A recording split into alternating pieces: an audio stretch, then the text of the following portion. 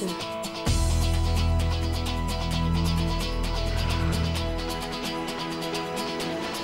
Feel the power.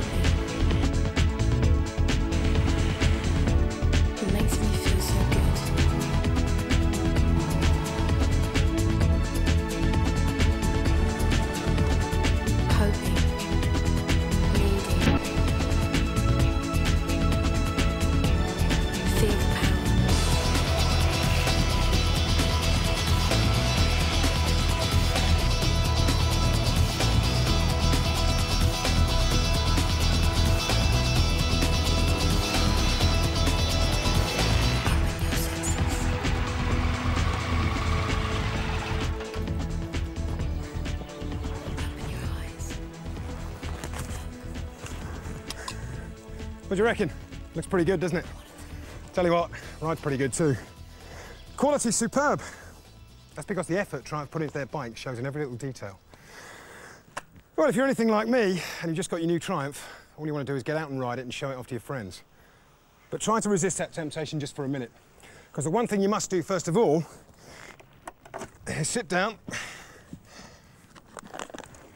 and read this, the owner's handbook. It'll help you ride safely and keep your bike in top condition for years to come.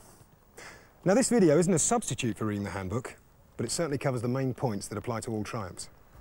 So whatever model you ride, it'll be useful.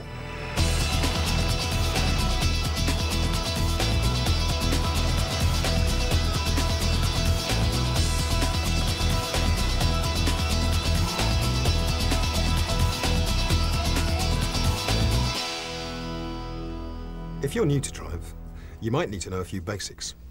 One of these being the correct procedure for starting and stopping. To start, first check that the emergency engine stop button is in the run position and your headlights are switched off.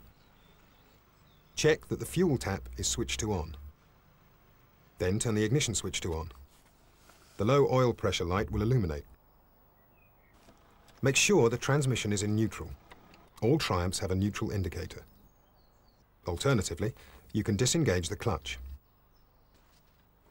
If you're starting from cold and your bike has a choke, pull the choke lever back fully. You must leave the throttle closed. Then, press the start button. When the engine starts, the oil pressure light should go out straight away. If it doesn't, stop immediately. Low oil pressure can do serious harm to your engine. As the engine warms up, gradually return the choke lever to the off position, keeping the engine below 2,000 RPM, until it idles smoothly without any choke. Then, you're ready to go.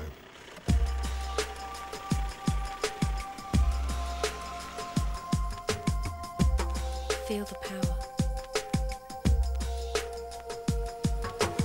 The procedure for stopping is just as simple.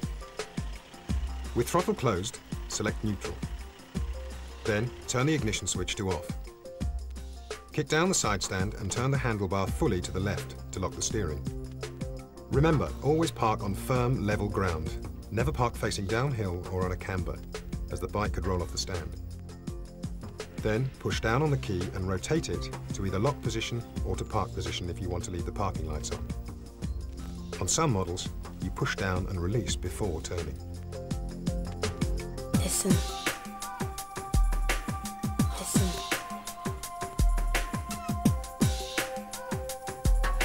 Let it move you.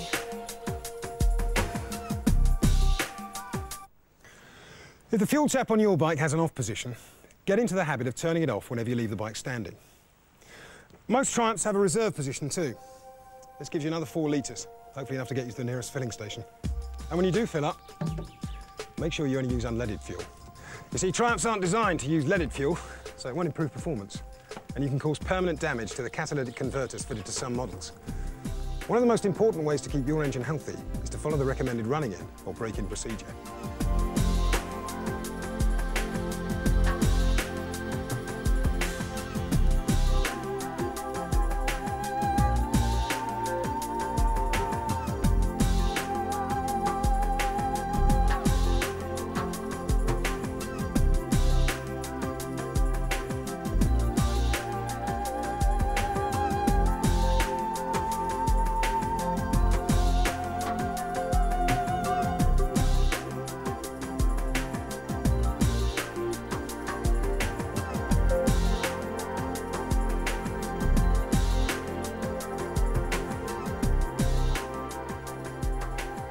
Some models have a malfunction or mill sensor, which constantly monitors a wide range of engine functions.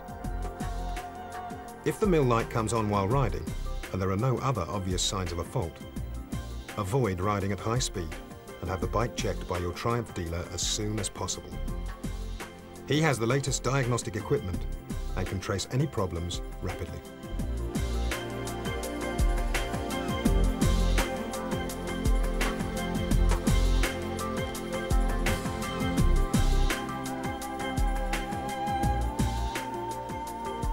Before riding anywhere, you should get into the habit of doing pre-ride safety checks. They won't take long, and it's the one habit that can prevent you and your bike getting damaged. Now, everybody's got their own way of working through the checks, and it doesn't matter what order you do them in, as long as you don't miss any out. Me, I like to start with all the fluids. How full is the tank? Or more importantly, make sure there isn't any sign of leakage. Next, I usually check the oil level. You've got to give it at least 10 minutes to settle if you've just run the engine. Some models have got a sight glass like the one down here. You've got to make sure you get somebody to hold the bike upright while you check it. If you need to top it up, the filler is on the top of the clutch cover here. On other models, you check the level with a dipstick incorporated in the filler cap. You'll find it in the drive chain sprocket cover on the left-hand side of the bike. Always use the oil specified for your bike in the handbook. Triumph high-performance engines are designed to use particular oils, and non-approved types may not give adequate protection. Clutch and front brake fluid levels are simple to check. The reservoirs are on the handlebar, and you can see the levels through translucent windows. Always use the recommended fluid to top up, and avoid spilling any. It's highly corrosive. On most Triumphs, the rear brake reservoir is mounted on the frame under the seat. If any levels have dropped significantly, get your dealer to check it out. There could be a fault. To check the coolant level, you need to look at the marks on the expansion tank. On Thunderbird and Adventurer, the expansion tank is tucked under the fuel tank, and you can just see the level marks at the front. There shouldn't be a mark drop in level. If there is, get your dealer to take a look. He can check for any problems and also top up with the correct coolant mix. Using the recommended coolant is vital to keep the cooling system effective. The last level to check is the electrolyte in the battery. If it needs topping up, the best way is to remove the battery. On most models, you can take it out vertically after removing the seat and disconnecting. It is important that you disconnect the negative terminal first. On Thunderbird and Adventurer, you also need to remove the right-hand side cover. After disconnection, the battery comes out sideways. Top up with distilled water, but take care not to fill it above the upper level, or corrosive electrolyte could overflow and damage surfaces. Right, that takes care of all the fluids. Next, we'll take a look at the brakes. The most important thing here is to check the pad wear. Each brake pad has a number of grooves. You can see these grooves by looking along the length of the caliper here. If any pad is worn to its limit, you'll have to change all the pads for that wheel. The rear wheel brake pads are slightly more difficult to see, and if you have any doubts, contact your dealer.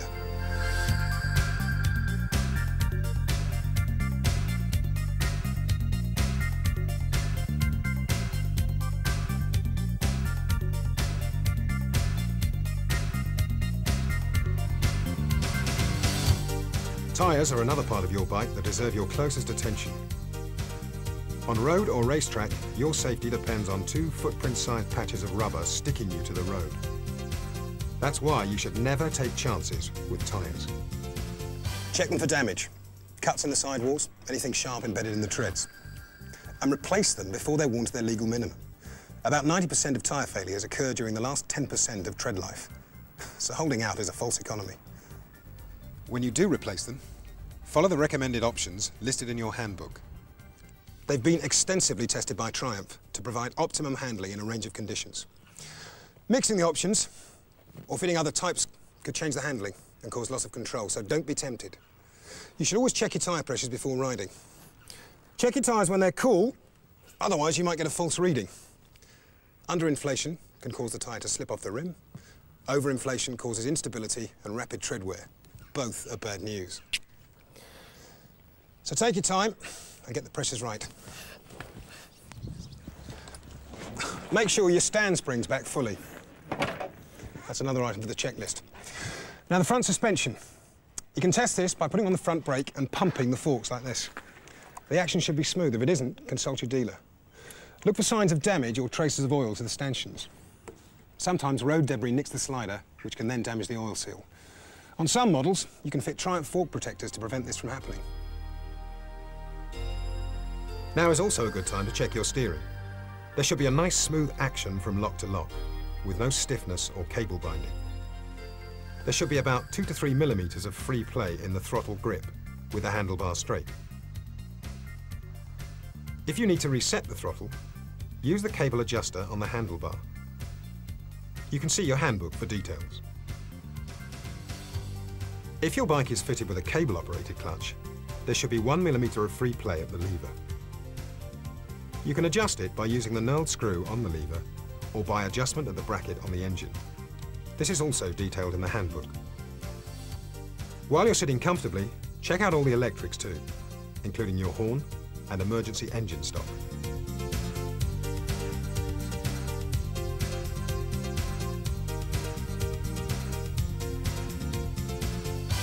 As you work through your checklist, keep a general lookout for any loose or missing fasteners or any fluid leaks. Well, that's just about everything, except for the one item that can easily be overlooked, the drive chain. The chain and sprockets are amongst the hardest working parts of your bike and should not be neglected.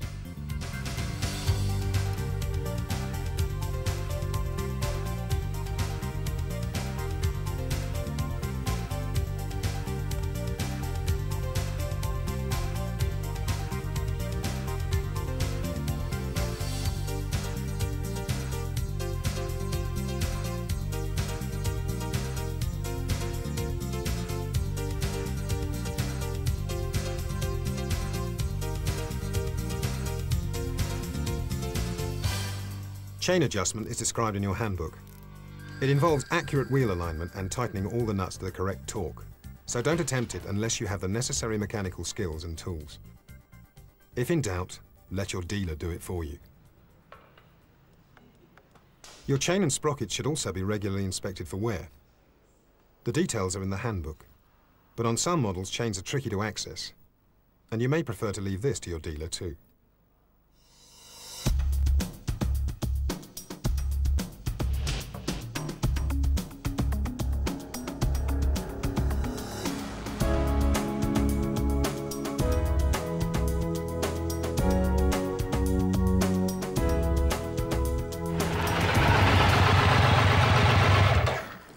Some people seem to enjoy cleaning their bikes almost as much as riding them. And a passion for gleaming chrome and sparkling paintwork is a definite advantage. Keeping your bike in prime condition not only helps maintain warranty cover, it can enhance its resale value. But bikes need to be cleaned with care. So take a look at this before you reach for the bucket and sponge.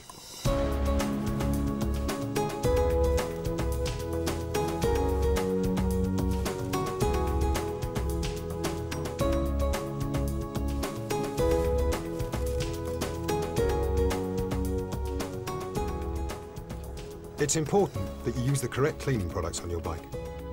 Motorex Motor Clean 900 is a good example. Don't use household or commercial car wash detergents. Their high alkaline content leaves residues and can accelerate corrosion. And don't use acid-based wheel cleaners as they can damage plated or anodized surfaces. Never be tempted to use abrasive scouring pads or steel wool on aluminium or chrome components. They'll damage the finish too. Rinse down with a sponge. Don't use power sprays. They can force water into bearings, causing corrosion and rapid failure. Avoid spraying water directly onto the instruments, the master cylinders and the brake calipers, the drive chain, the headstock bearings, or under the fuel tank where it could damage electrical components. Dry the bike thoroughly with a soft cloth. Don't run the engine to dry the bike, it will cause spotting.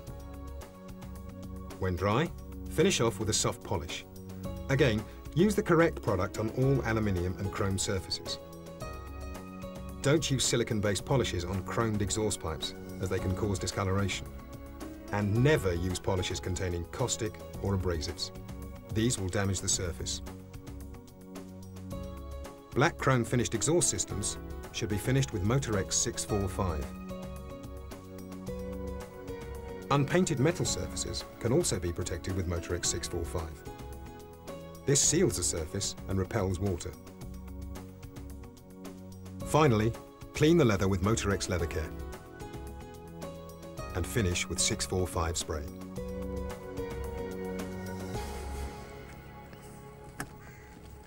Your dealer should be able to provide everything you need to clean your bike. After cleaning, oil or grease any areas where you may have washed off lubricant. The drive chain, for example. But whatever you do, don't get any polish or grease on the discs. It'll ruin your stopping power permanently. When you've finished, test your brakes before you take the bike back on the road. If you plan to store your bike for part of the year, after thorough cleaning, you'll have to protect such items as the fuel system, the engine, the battery, and the tyres. Your handbook describes how to do this, but you'll need mechanical skills and the right facilities to prepare your bike properly. If you're unsure, speak to your dealer, because many dealers can actually prepare the bike for you at home, or even store it for you.